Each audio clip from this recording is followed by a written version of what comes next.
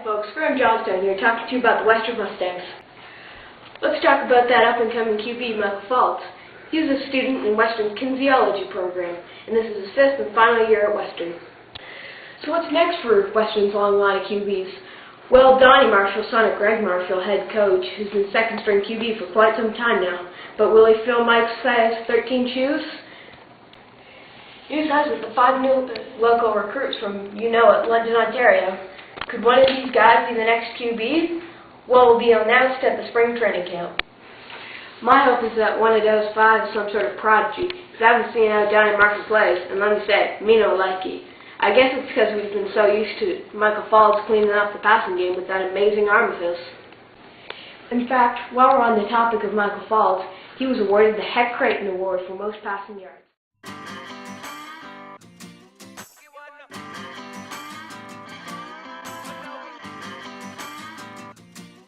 It's one of the biggest upsets in Mustang history. The Mustangs lost the Yates Cup. After winning it for such a long time, they were no match for the Queens Gales. It didn't help that Michael Falls' knee kept giving out because of an injury early this season, so backup Donnie Marshall got his time to shine. Could that have been the reason they lost? John Sutherland, the linebacker, was nominated for the President's Award for Best Defensive Player. The results have not yet been announced, but he's up against 4 players from across Canada. It's a very big award, and it takes a while to decide who the best defensive player in Canada is. Unfortunately, no deals for Mike in the CFL, mainly because of his knee. Now here's Chris Collinsworth with the roots of the Mustangs. The Mustangs were formed in 1908, and for their first game they played in front of 4,000 people. Big turnout for their first game, eh? It wasn't called Western back then. The name was changed from Medical College to the University of Western Ontario in 1912. Now, I bet a lot of you non-football fans are thinking, what has a football team ever done for Canada? Do you know that every player on the Western Mustangs was taken from 1914 to 1918 to serve in World War I?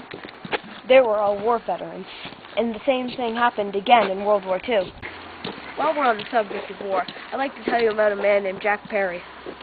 He was a bomber pilot in World War II, and his ship had sprung a hole in its wing, but he told the crew that instead of turning back, they would complete the bombing run.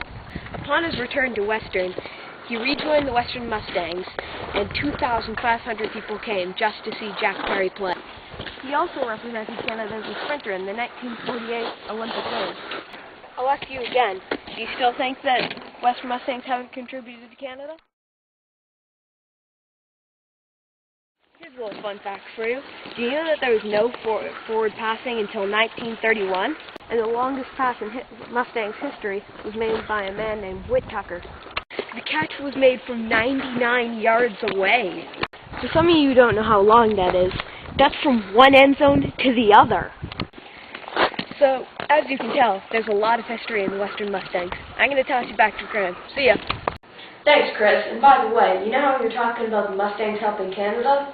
Well, the Mustangs raised the weight of the offensive line canned food drive fundraiser, raised over 2,000 pounds of food for the less fortunate. We've got more news on the Heck Creighton Award. The 4 nominations are Eric Glavik, Benoit Grulli, Gary Ross, and Michael Falls. We wish you luck, Mike.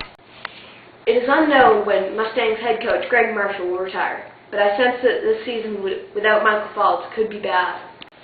Anybody could become the new QB, good or bad. Well, this is Graham Johnstone ending ESPN's full coverage of Western Mustangs. Good night, everyone.